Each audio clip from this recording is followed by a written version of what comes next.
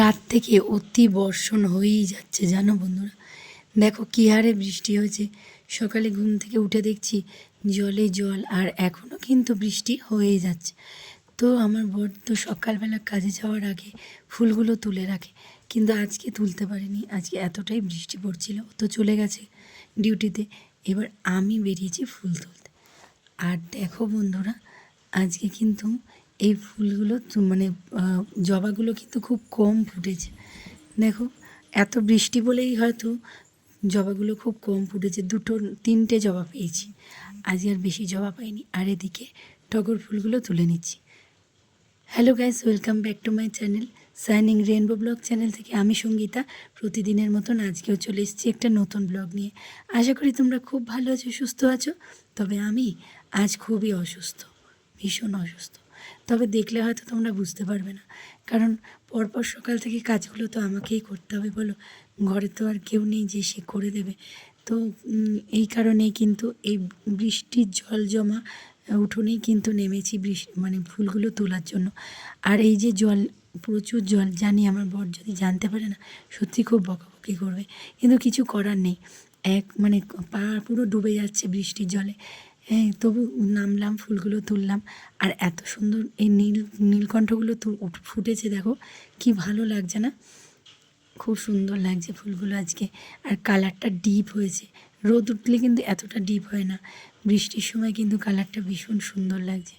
আর আজকে আমার গলাটা এমন কেন লাগছে, অনেকেই ভাবছো না যে দিদিভাইয়ের গলা আজকে এইভাবে পাল্টে গেল কেন।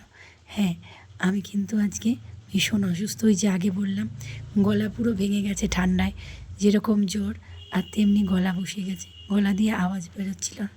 আর এই যে দেখো, হালকা করে একটু গরম জল করে নিলাম, নিয়ে আর এটা হচ্ছে গার্গেলের ওষুধ। এটা ব্র্যান্ডটা তোমাদের সামনে আনলাম না, যেহেতু ওষুধটা আনতে নেই সামনে। তো এটা গার্গেলের ওষুধ, এটা দিয়ে একটু গার্গেলটা করে নিলাম সকালে, একটু গলাটা ফ্রেশ হওয়ার জন্য। কী করবো বলো, বিগত দুদিন ধরে আমি কোনো ভিডিওই দিতে পারছিলাম না। লাইভও করেছি অনেক কষ্ট করে। হ্যাঁ, যেহেতু মানে গলার ওপরেই তো সব কিছু, বলো। ভিডিও করব সেটাও কথা বলা, লাইভ করব সেটাও কথা বলা। তা তোমাদের সামনে এসে যদি কথাই বলতে না পারি, তাহলে কি করব বলো। তো এইটা নিয়ে খুব দুশ্চিন্তায় ছিলাম দুদিন ধরে। আর ভাবলাম যে এটা তো আমার ব্লগিং চ্যানেল, আর ব্লগিং চ্যানেল মানে যে প্রতিদিনের আমার ভালো মন্দ সব কিছুই আমি আমার ডেলি রুটিনের মতন তুলে ধরি তোমাদের সামনে। তো যখন ভালো সুস্থ থাকি তখন যেমন তোমাদের সামনে আসি, তেমন অসুস্থতা সেটাও তো বন্ধুদের সাথে শেয়ার করব। তো বন্ধুরা কি আমার অসুস্থতা দেখে আমাকে ছেড়ে চলে যাবে? তা তো কখনো নয়, নিশ্চয়ই মানিয়ে নেবে, তাই না? এরই নাম তো বন্ধু।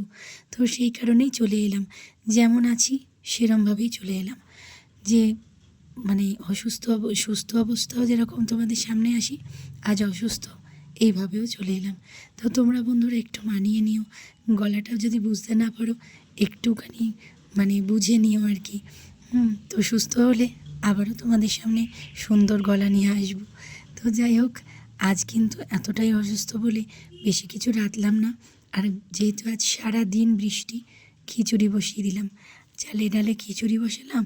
আর আমি এদিকে বরবটি, পেঁপে, আলু, হ্যাঁ, আর পেঁয়াজ, খিচুড়িতে পেঁয়াজ দেবো আজকে, টমেটো দিয়ে সব দিয়ে কষাচ্ছি। দেখো তেলের ওপরে ভালো করে কষাচ্ছি গরম মশলা দিয়ে। আর এই কষার মশলাও দেবো, তবে আজকে মশলাটা না একটু জলের মধ্যে গুলে দেবো। কদিন যাবৎ মশলাটা দিচ্ছি খুব বালি কিচকিচ করছে, ওই কারণে ভাবলাম যে একটু জলের মধ্যে গুলে দিই। তো সত্যি কথা, জলে গুলে দেওয়ার পর কিন্তু আর কিচকিচ করেনি। আর এদিকে আদা জিরে লঙ্কা বাটাটা সেটা দিয়ে কষিয়ে নিচ্ছি, ভালো করে কড়াইতে কষিয়ে নেব সব সবজি মশলা দিয়ে। আর তারপরে এটাই খিচুড়ির মধ্যে ঢেলে দেবো, একবারে সেদ্ধ হয়ে যাবে। অপূর্ব টেস্ট হয়েছিল, কি বলবো তোমাদের, ভীষণ সুন্দর খেতে হয়েছে। তো চলো বন্ধুরা, আমার গলা কিন্তু ভীষণই খারাপ লাগছে, আমি বুঝতেই পারছি, নিজেই বুঝতে পারছি ভীষণ মানে ভ্যার ভ্যার করছে গলাটা। যাই হোক, তোমরা একটু কষ্ট সৃষ্ট করে দেখে নিও। হ্যাঁ, আর কেমন লাগলো আমার এই অসুস্থ অবস্থায় ভিডিওটা, হ্যাঁ, তোমরাও কিন্তু জানাতে ভুলো না, ঠিক আছে? তো কষানো আমার রেডি। আর এদিকে খিচুড়ির মধ্যে ঢেলে দিচ্ছি আলুটা, পেঁপে, যা যা সবজি দিয়েছি সেগুলো কিন্তু এই খিচুড়ির মধ্যে দেওয়ার পর কিন্তু সিদ্ধ হবে। তো বুঝতেই পারছো, আর মশলা তো দেওয়া, নুন মিষ্টি সবই দেওয়া, একেবারে কষিয়ে দিন। এইভাবে করবে, খিচুড়িটা কিন্তু অপূর্ব টেস্ট হবে। অনেকে করে খিচুড়ির মধ্যে নুন মিষ্টি দেয়, আমি কিন্তু এইভাবে দিই না। আমি ওই আলু মশলা কষানোর সময় নুন মিষ্টি দিই, এতে করে খিচুড়ির টেস্টটা ভালো হয়। বাইরে ঝমঝমে বৃষ্টি আর ঘরে কিন্তু খিচুড়ি, আর তার সাথে কি, চলো দেখে নেওয়া যাক। আর একবার দেখায়, খিচুড়ি কিন্তু রেডি হয়ে গেছে, ঠিক আছে। হাঁড়ি ভর্তি খিচুড়ি হয়েছে আজকে। আমরা তেমন একটা পছন্দ করি না, তবু বেশি হয়ে গেল, কম করে করতে পারি না যে। আর এদিকে ডিম ভাজা, এই হচ্ছে আজকে দুপুরের মেনু। তো তোমাদের কার কী মেনু হয়েছে অবশ্যই জানাতে ভুলো না কিন্তু, ঠিক আছে। চলো, আর এই যে রান্না তো কমপ্লিট, কিন্তু বাসন পড়েছে প্রচুর। রান্না কিন্তু তেমন কিছু হলো না, দেখলে তো, খিচুড়ি আর ডিম ভাজা করলাম, তাই বাসন পড়েছে এত। স্নান ধান করে চলে এলাম, দুপুরের খাবার খেতে বসে গেলাম।